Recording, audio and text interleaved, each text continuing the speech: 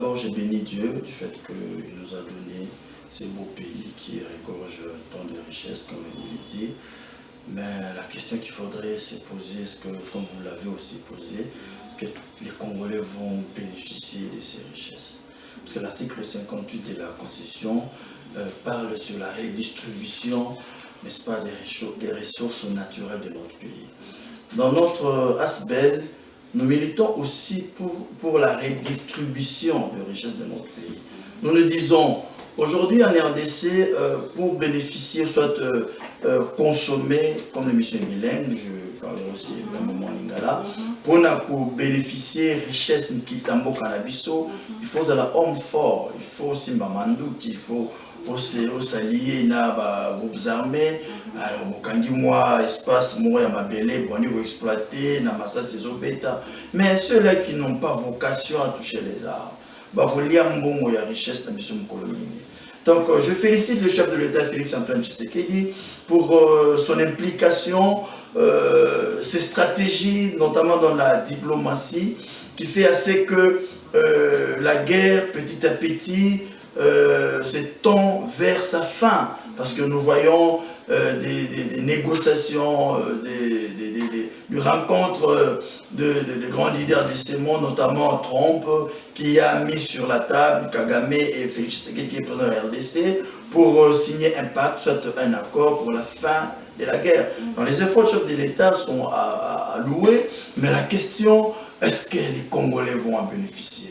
Est-ce que les Congolais, surtout dans mon domaine, de l'encadrement des chômeurs de l'RDC, est-ce que les chômeurs congolais vont aussi bénéficier, n'est-ce pas, des résultats, soit de retombées de la paix? Voilà pourquoi nous sollicitons, soit nous entrevoyons dans les démarches prochaines que les autorités pensent comment à ce que les chômeurs congolais qui sont depuis longtemps abandonnés, qui sont délaissés, qui depuis le Congo, depuis l'indépendance de la RDC, il n'y a personne qui parle d'eux. Donc c'est comme les enfants orphelins. Or que les chômeurs congolais ont un père qui est Félix Tshisekedi, une mère qui est le gouvernement, qui ensemble pouvaient réfléchir comment prendre en charge les chômeurs. C'est même le sens ou le leitmotiv de notre combat. Nous voulons interpeller les autorités à assumer leurs responsabilités.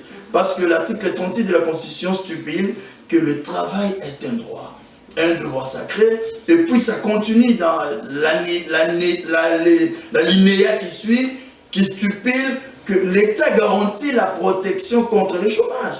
C'est-à-dire, si aujourd'hui il y a chômage en RDC, l'État doit mettre de garde-fous, doit mettre des stratégies pour protéger les Congolais contre ces chômages. C'est-à-dire, les Congolais ne doivent pas être exposés au chômage. En d'autres termes, en RDC, on ne devrait plus trouver des chômeurs parce que l'État serait à mesure, selon la Constitution, de donner du travail à tout Congolais. Mais comme l'État ne peut pas donner du travail à tout Congolais, mais au moins l'État peut approcher des structures comme la nôtre, la sphère des chômeurs a droit à la vie, pour essayer un peu de parler sur des stratégies que nous mettons en place, notamment en attendant que l'État crée des emplois, en attendant que l'État donne aux chômeurs du travail. Pourquoi pas l'État peut nous subventionner en créant des centres de formation professionnelle. Aujourd'hui, il y a je peux dire, une force, soit un grand ravin qui sépare les chômeurs avec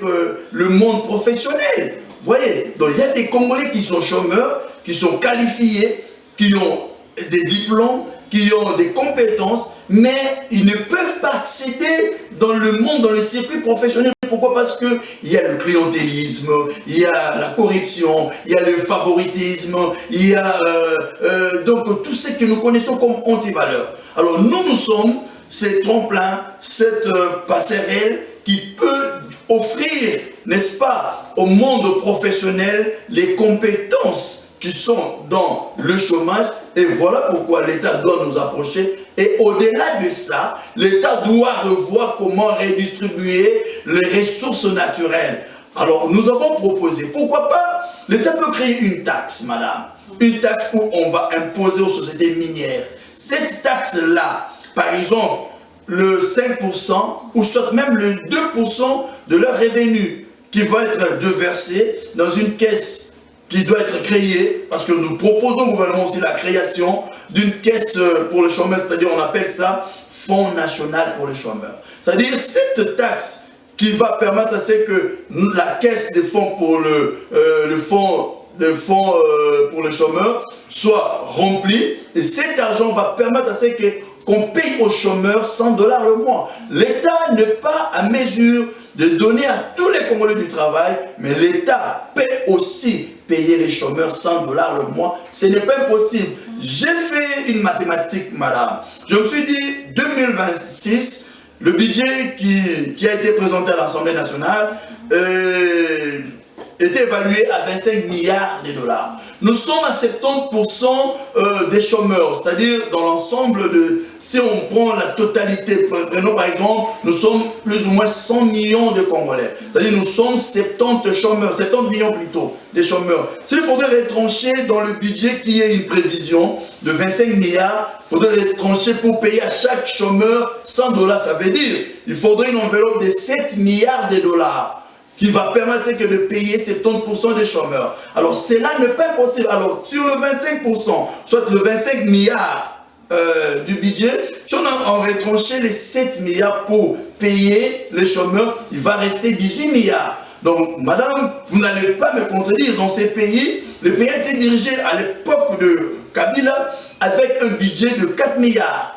Alors, le président du Sénat, Jean-Michel Samalokonde, quand il est venu, il a augmenté, il a élevé le budget qui tombe de 4 milliards à 16 milliards. Donc, pour dire, un budget de 18 milliards peut gérer ces pays, peut, tant soit fait, répondre aux besoins du pays. Donc, s'il y a la volonté politique, si nos gouvernants, si nos autorités aimaient vraiment cette population, nous approcheraient, prendraient en charge, n'est-ce pas, la paye des chômeurs 100 $ le mois pour protéger les Congolais contre le chômage.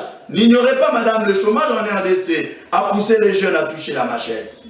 Le chômage en RDC a poussé beaucoup de filles dans la prostitution. Aujourd'hui, nous avons des filles tiktokeuses qui se pavanent dans les réseaux sociaux, exhibant les parties intimes. Tout ça pourquoi? Parce qu'il y a des chômages. Donc tout ça, ce sont les ratés de nos dirigeants. Donc en quelque sorte, si l'État met en place cette enveloppe, je crois qu'il y a beaucoup des antivaleurs qui seraient corrigées. Vous croyez qu'après cette guerre, l'État va quand même s'occuper des chômeurs? Ah oui, bon, c'est ça notre souhait. C'est ça notre souhait. C'est pourquoi même j'avais dit, à mon temps, soit à son temps, j'avais dit, quand le chef de l'État va signer l'accord avec Washington, j'aimerais que le jeune se retrouve dans cet accord. Que ce ne soit pas un accord qui va profiter seulement à enrichir ceux qui sont déjà riches. C'est ça la politique, c'est ça le mal congolais. Les pauvres continuent à demeurer pauvres, les riches continuent à s'enrichir. Alors pourquoi pas créer une classe médiateur, soit une classe interne, soit intermédiaire, qui va permettre que les pauvres accèdent aussi, n'est-ce pas, pour ne pas devenir directement riches, mais qu'ils aient quand même le moyen de vivre. Donc voilà pourquoi notre aspect lutte contre le chômage et fait à ce que les jeunes trouvent du travail par le moyen de... En tout cas, comprenez que vous êtes en face du président des chômeurs. Il a ces soucis-là pour tous les chômeurs de la République. Souci là, il y a que les chômeurs touchent à 100 $. Est-ce que vous avez possible dans la République démocratique du Congo? C'est ça aussi la question. John Manga, la même question. Est-ce qu'après la guerre en République démocratique du Congo, façon je ne sais pas, vous saurez parler en français ou en lingala. Peu importe. Peu importe, voilà. Mais l'émission est bilingue, sentez-vous à l'aise plutôt. Est-ce que nous allons nous réjouir ou de recoudre les sous au total? Alors, je suivis en fait mon frère avec beaucoup d'attention parce que le sujet qu'il aborde m'intéresse aussi parce que quand vous marchiez sur le riz de Kinshasa, vous voyez quand même la misère, vous voyez comment les gens souffrent même pour rentrer et vous comprenez le problème que nous avons au Congo n'est pas seulement le problème des armes, mais le problème des hommes aussi. Il faut aussi le reconnaître. Mais en analysant également ce qu'il vient de dire, je comprends, je pourrais même conclure le pays n'a pas de planification. Vous pouvez avoir des ministères de plans, de planification, n'a pas. on ne peut pas parler d'un accord ou je sais pas d'un accord pour nos minéraux sans pourtant estimer combien de tonnes. Aujourd'hui, si par exemple on parle de l'Iran, on parle de Venezuela, on va vous dire qu'ils ont 300 milliards de tonnes de pétrole, tout. Pour le Congo, il n'y a pas de chiffre. Nous avons signé un accord pour vendre nos minéraux. Mais ces minéraux-là sera contrôlé par qui? C'est quoi de ces types préalables qu'ils ont fait pour déterminer la quantité de minéraux que regorge notre pays? C'est ça aussi la bonne question. Parce que si on répond à cette question, que ce soit mon frère qui est là, mon co-débatteur, il saura se dire que l'argent qui va quitter là-bas, ou l'argent estimé, c'est comme le budget, hein, c'est pas l'argent que le Congo a, mais il estime mobilisé. Et également, nous aussi, on veut se projeter dans l'accord pour se dire que le Congo détient, je sais pas, des lithium ou de quoi, autant de quantités. On essaie de le vendre sur le marché. Nous pouvons avoir, par exemple, 45 milliards sur nos minéraux. Et sur les 45 milliards, mon frère peut réclamer le 5 milliards de Congolais. Et donc, il peut dire que... Tout en connaissant les chiffres. Tout en connaissant les chiffres. Mais on ne peut pas venir nous faire signer un accord pour nous dire que demain, il y aura des entreprises qui vont venir. Quelles sont les études préalables? Combien de quantités de minéraux que notre pays détient aujourd'hui, où nous ne serons pas dupés en fait. C'est-à-dire que le Congolais doit attendre de son gouvernement des chiffres clairs par rapport à des études qui a été faites déjà au préalable avant de signer cet accord. Et concernant la paix, tout le monde veut la paix. Mais le jour d'après, qu'est-ce qu'on va proposer à ces gens-là? Parce que les gens qui vont laisser des armes, j'ai eu à écouter un gars qui disait, un Américain qui disait, les gens qui vont déserter des groupes armés, vous n'allez pas les amener comme ça à devenir civils.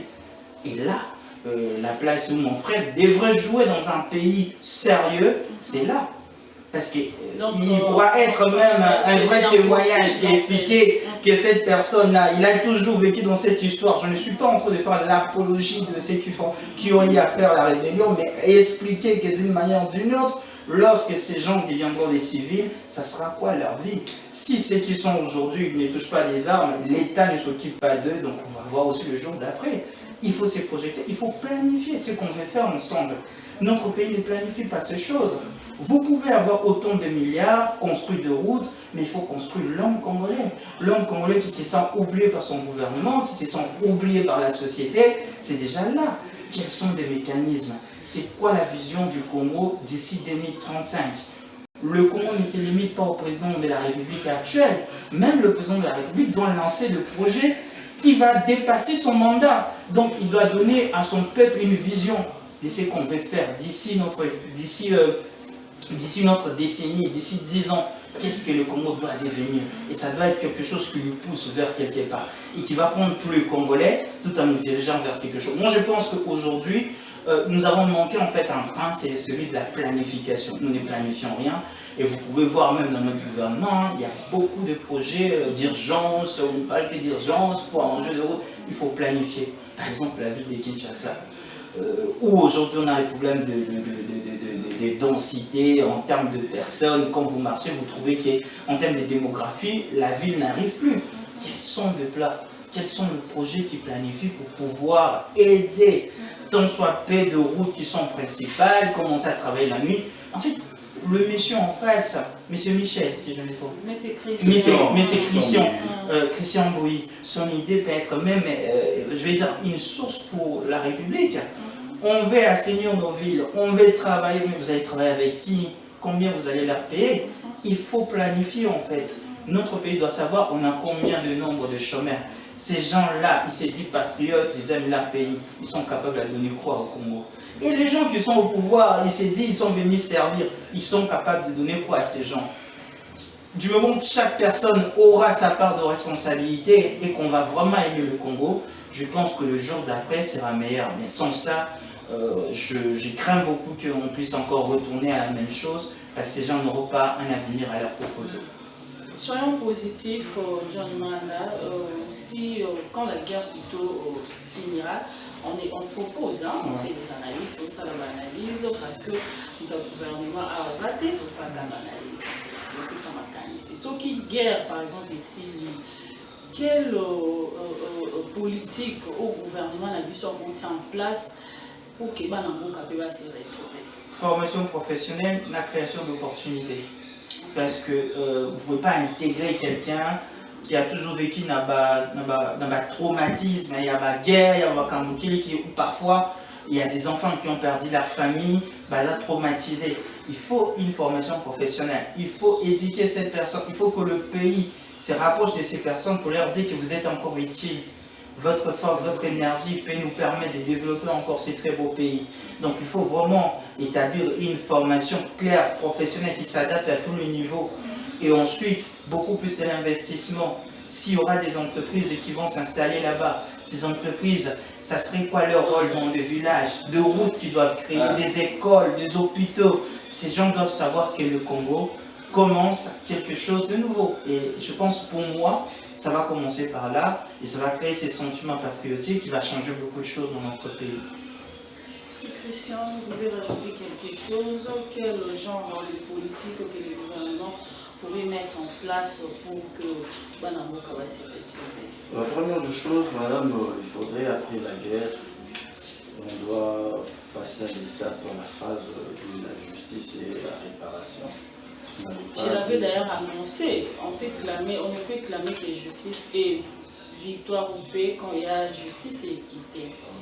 Imaginez un peu où il y a des personnes, madame, pour perdre famille et vous dites oui, il y a un compte entre les deux parties, il y a ici, mais il y a aussi famille vous voyez que nous devons vivre bien dans la société, dans un barrement, et un jour il voudra se venger.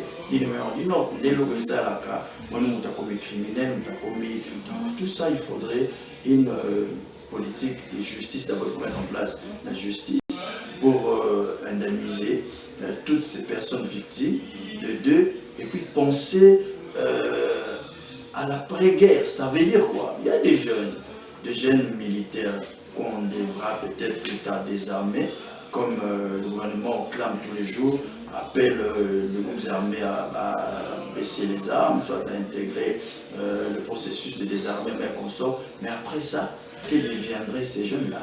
N'est-ce pas? Quand ils seront abandonnés, pour eux, la guerre c'était un travail pour eux, c'était une occupation. Ils gagnaient le pain, ils mangeaient, ils vivaient grâce à ça. Et quand vous ne voulez plus qu'ils touchent les armes, qu'est-ce que vous avez préparé après? Voilà pourquoi je dis, il est important que le gouvernement mette en place une politique de prise en charge des chômeurs, ça veut dire des sans-emploi. L'État doit... Je me dis, si ces jeunes-là qui l'autre fois avaient touché les armes, qui après, bon, parce qu'on veut la paix, ils ont laissé. Mais ce bazin est le royauté. Ce bazin est comme ce jour-là Kinshasa. Mais ce que l'État met en place chaque mois, bon, tu sais que chaque mois, on a $100, on est sûr. Chaque mois, par $100, on va te donner à manger. Sac à sémol, sac à l'eau, une subvention à l'État. Je ne pense pas que Moutaou Kenge s'est lancé dans Babylone.